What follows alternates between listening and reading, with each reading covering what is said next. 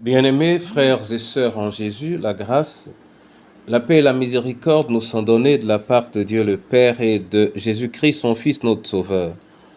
Amen. Pour notre méditation de ce jour, nous allons lire dans l'épître de Paul aux Éphésiens, le tout premier chapitre, les versets 15 à 17.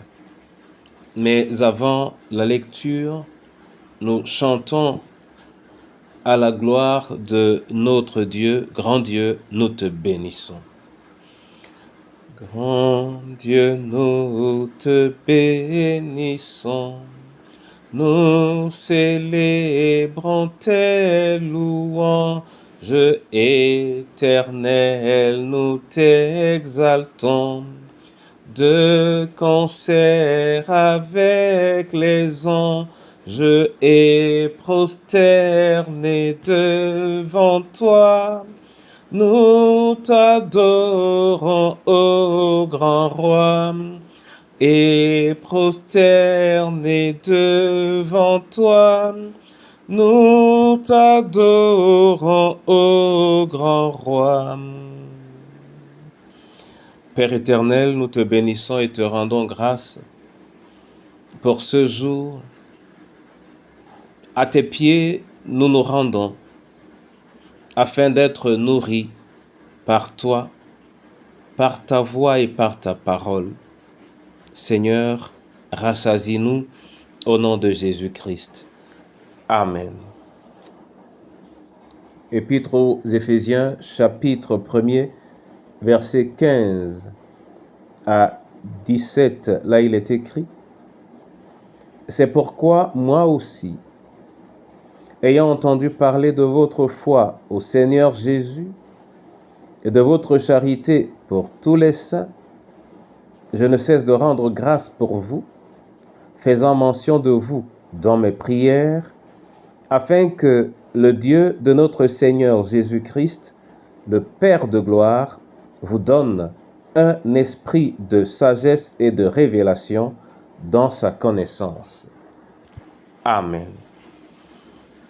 Bien-aimés frères et sœurs en Jésus, l'apôtre se réjouit de la foi et de la charité des fidèles d'Éphèse et leur dit donc qu'il prie pour eux, c'est-à-dire il les mentionne dans ses prières, mais il prie pour eux. Pourquoi? Afin que le Dieu de notre Seigneur Jésus-Christ, dit-il, le Père de gloire, leur donne un esprit de sagesse et de révélation dans sa connaissance. Mon frère et ma sœur, cela signifie que pour avoir un esprit de sagesse et de révélation dans la connaissance du Seigneur, cela est possible en priant.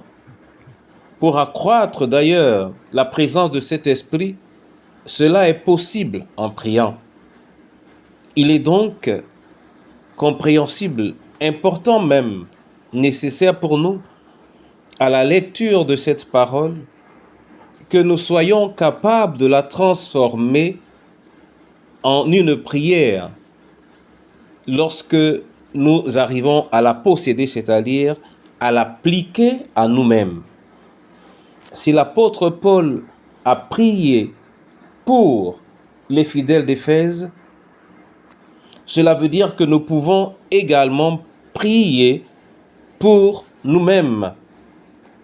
Et on peut utiliser les mêmes mots, mais en ramenant toutes choses à nous par rapport à notre soif et à notre faim.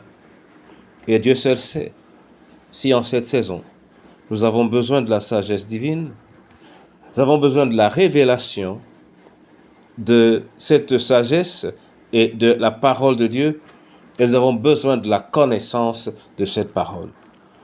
Que le Seigneur nous permette donc en ce jour de prier, de demander à Dieu de nous accorder un esprit de sagesse et de révélation dans sa connaissance. Que cette parole soit bénie au nom du Père, du Fils et du Saint-Esprit. Amen. Seigneur, je te rends grâce et je te dis merci pour ce jour que ton amour nous donne, qui nous interpelle, et que nous ne pouvons vivre en dehors de toi, car toi seul peux nous rendre capables de jouir convenablement de tes grâces. Viens donc en ce jour particulier, toi, le Dieu de notre Seigneur Jésus-Christ, le Père de gloire, donne-nous un esprit de sagesse et de révélation dans ta connaissance. Dieu de notre Seigneur Jésus-Christ, toi, le Père de gloire, donne-nous un esprit de sagesse et de révélation dans ta connaissance. Entre tes mains, Seigneur, nous prions afin que tu accordes cette grâce aux malades, aux prisonniers, aux veuves, veufs et orphelins. Cette grâce, Seigneur, à chacun de nos familles, cette grâce à notre pays, cette grâce particulièrement à ton Église. Oui, Seigneur, à ton Église.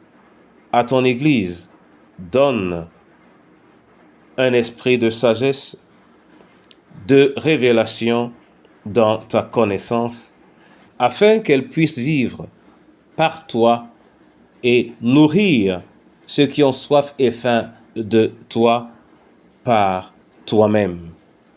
Sois élevé, magnifié, exalté, toi le Dieu de notre salut, en Jésus notre Sauveur. Amen.